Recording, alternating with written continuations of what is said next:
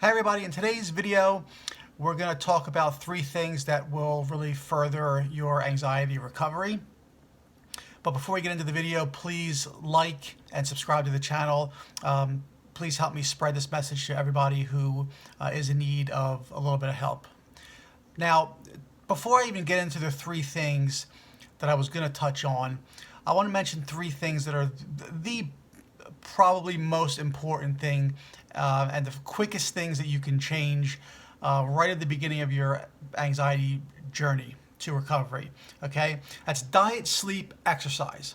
Okay, you really need to take a hard look at what you're doing with your body, what you're putting into your body, and how you're resting your body. Okay, if you're not getting the proper amounts of sleep, you're gonna wake up, you're not going to feel refreshed, you're going to feel insomnia. Your tiredness is also a big trigger of anxiety, thus continuing the cycle. So if you're watching TV before you're going to sleep, maybe there's blue light blocking glasses that you could implement. You could put those on at a certain time to help your body know that it's getting close to the time to go to sleep. Whether that's turning off your TV totally or lowering the brightness all the way down a couple of hours before you're going to sleep, in order to again try and let your body know that it's time to go to bed. The brightness on your cell phones, whether you're looking at your cell phones till the minute you go to sleep, turning down all the brightness on your cell phones really low. You can still see what you want to see on your cell phone, but it's not sending signals to your brain that it is still time to be awake and alert. So sleep is a very big thing that needs some looking into. Another thing that needs attending to is the diet. You really have to pay attention to what you're putting into your body. If you're putting too much sugar into your body, if you have put if you've had a lot of sugar in your diet, if your sugar level gets too high, it can make you anxious. And then on the downturn, if your sugar level gets too low, you can feel anxious, you can feel faint. It's just further going to exacerbate your anxiety. If you're having excess amounts of caffeine, also not good. Caffeine stays in your body for hours. I'm talking around 10 hours, I believe, from what I saw. So you're drinking coffee in the afternoon, when you're coming back from a lunch break or something like that, and that coffee is staying in your system until you're trying to go to sleep, and it's still, having an effect on you. Caffeine, is something that you should really try to cut down or cut out totally if you can. Sodas really offer nothing to you. In terms of benefit, it's nothing but sugar and caffeine. Iced teas, nothing but sugar and caffeine. I was a huge soda and iced tea drinker, never much of a coffee drinker, but soda and iced teas, I pretty much had at least 1 to 2 bottles a day, and it's something I really cut out. When I really got into the thick of health anxiety and cardiophobia, I was 245 pounds, the heaviest that I've ever been. And just from changing my diet around, cutting out sugars, cutting out sodas, cutting out the caffeine, I lost 40 pounds, and I've never looked back. I've never missed soda, maybe for like a week, or sometimes I'll think, it would be nice to have a soda. But then I think about the negatives, and if you're somebody that's suffering from heart palpitations, things like that, caffeine can very easily be working hand in hand with the anxiety to bring about palpitations. Maybe you're too sensitive to caffeine. Maybe you do need to cut that out. Smoking, drinking, things like that are obvious things that you should try to cut. I would say smoking 100% just needs to be cut out of your life completely.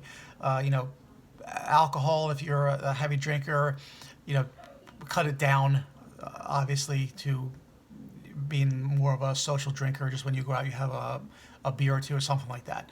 I think that would greatly help with your anxiety and dehydration.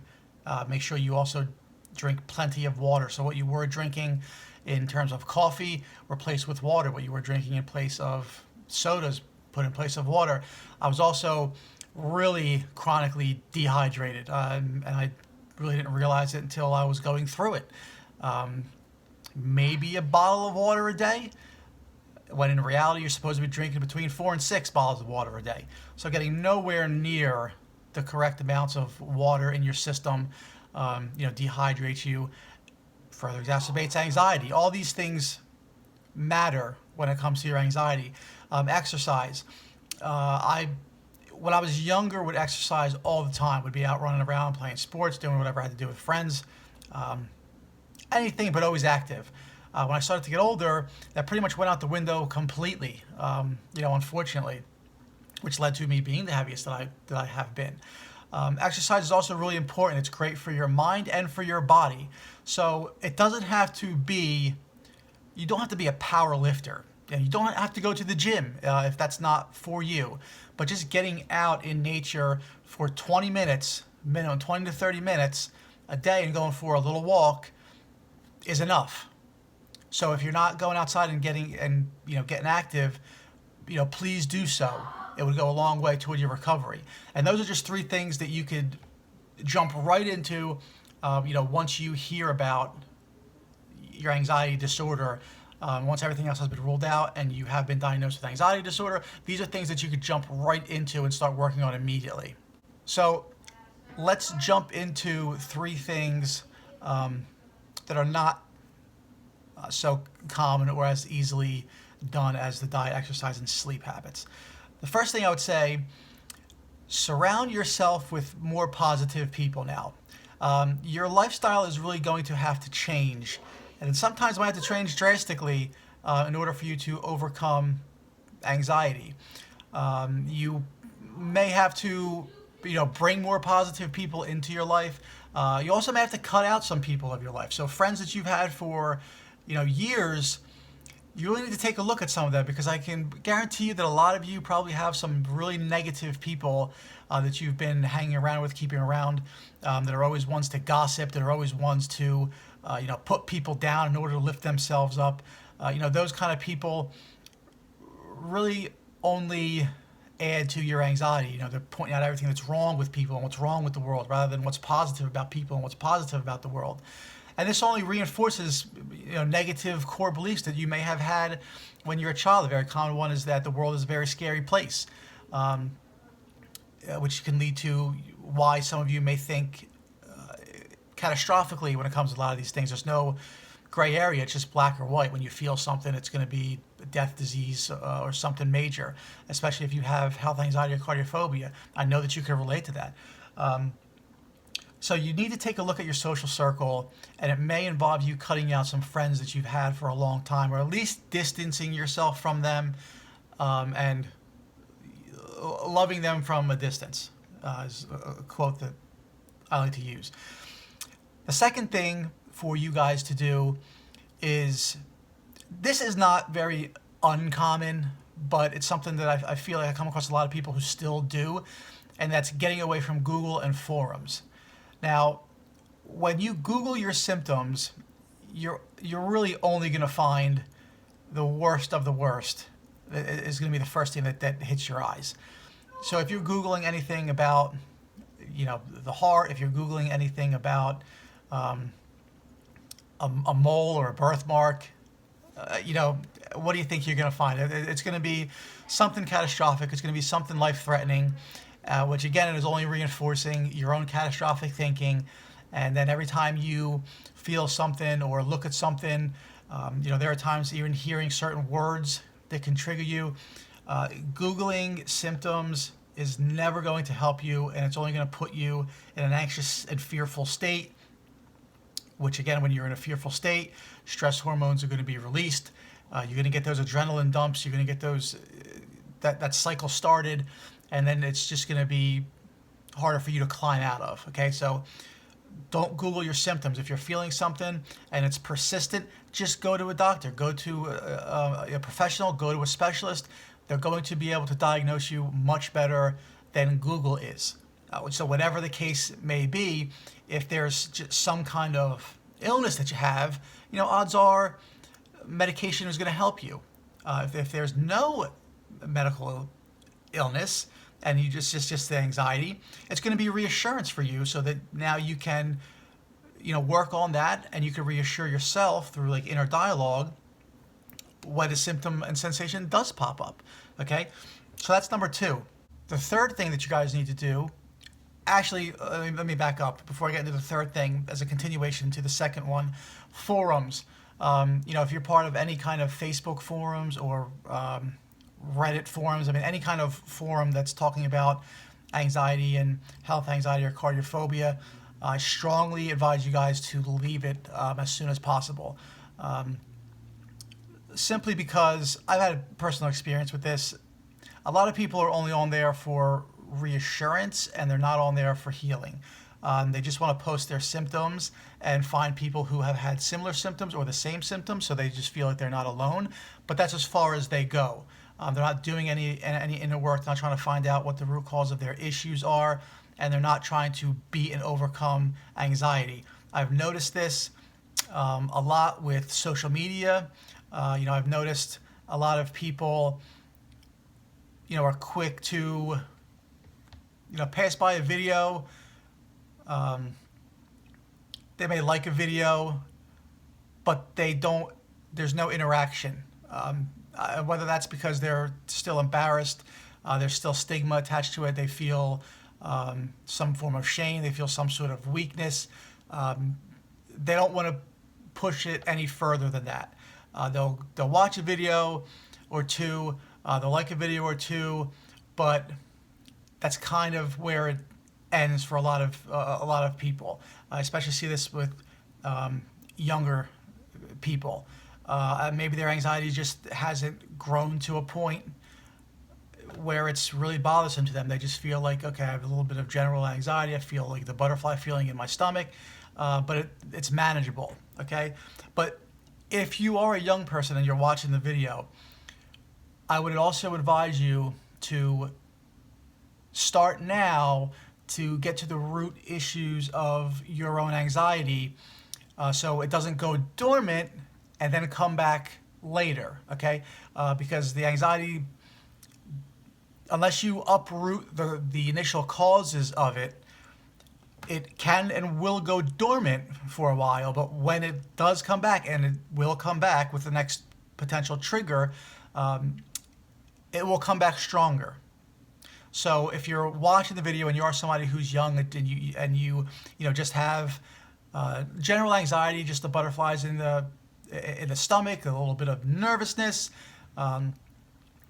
just start to do your research, get it out of your system now before it comes back and it's just harder to deal with later. So that's my advice to you if you're a little bit younger and you feel any kind of shame or embarrassment. Do not. It's not a weakness. People who suffer from anxiety, health anxiety, cardiophobia are absolutely the strongest people that I could ever know. To deal with that, wake up every day with those fears and those sensations, all day, every day in some cases, and put on a smile and put on a happy face and go to work, and everybody thinks that you have such a great life and you're as happy as can be, and then you're home and then you're in the bathroom crying because you're every day is a struggle. I can absolutely relate to that. I can absolutely 100% know what you're going through, and you are one of the strongest people that I could ever know. So don't ever feel like it's a weakness or an embarrassment. That's first and foremost. All right, so let's get into the third thing that I wanted to talk about.